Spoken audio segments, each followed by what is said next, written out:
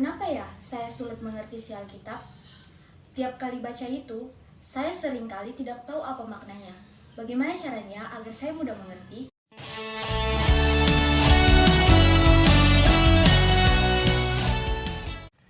Greetings to you, oh Bible lovers.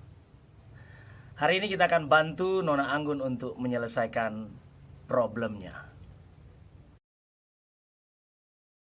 Jika pada 7 video sebelumnya dalam serial Cawa Bekis ini terkesan sangat teoritis dalam hal menjelaskan tentang metode atau cara mempelajari Alkitab, mulai episode ke-8 ini dan seterusnya saya jamin akan terdengar lebih praktis.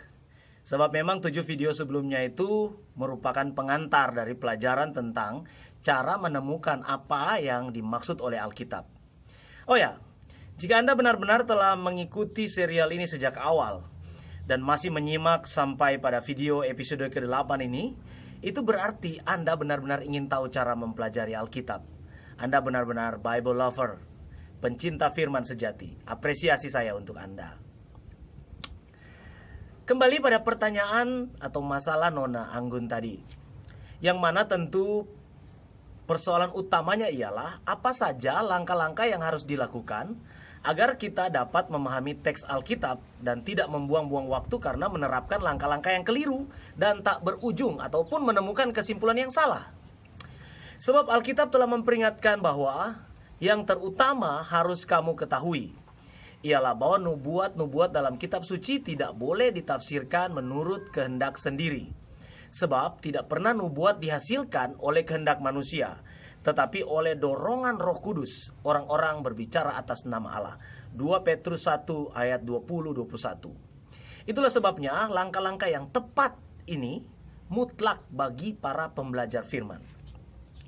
Adapun jaminan daripada menerapkan metode yang tepat dalam mempelajari teks Alkitab ialah kita akan segera mendekati maksud penulis atas tulisannya serta tahu apa yang Tuhan ingin kita lakukan berdasarkan teks tersebut.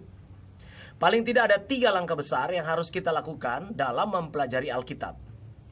Yakni pertama, pengamatan atau observasi. Kedua, penafsiran, interpretasi.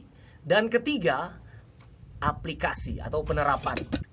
Kita akan membicarakan langkah-langkah ini secara terperinci. Namun mari terlebih dahulu kita berkenalan dengan mereka ini secara ringkas. Langkah pertama yaitu pengamatan atau observasi. Artinya, suatu usaha mencari data atau fakta Alkitab untuk dipakai sebagai bahan bukti penafsiran. Pertanyaan logis yang diajukan dalam langkah ini ialah, apakah yang saya lihat di sini? Ingat sekali lagi, kita baru masuk pada pengamatan. Langkah kedua, penafsiran, interpretasi. Arti penafsiran atau interpretasi ini ialah suatu usaha mencoba mengupas arti yang dimaksud oleh pengarang melalui kalimat-kalimat yang dituliskannya. Pertanyaan yang diajukan di sini adalah, apakah yang dimaksudkan oleh pengarang? Dalam kedua langkah inilah, yaitu pengamatan dan penafsiran, kita dapat menemukan apa yang disebut oleh Pak Beni Solihin sebagai amanat teks. Langkah yang ketiga ialah penerapan atau aplikasi. Langkah penerapan ialah suatu usaha mentaati apa yang telah kita amati dan tafsirkan. Pertanyaan yang diajukan dalam langkah ini ialah, apakah yang harus saya lakukan berdasarkan arti dari bagian Alkitab ini?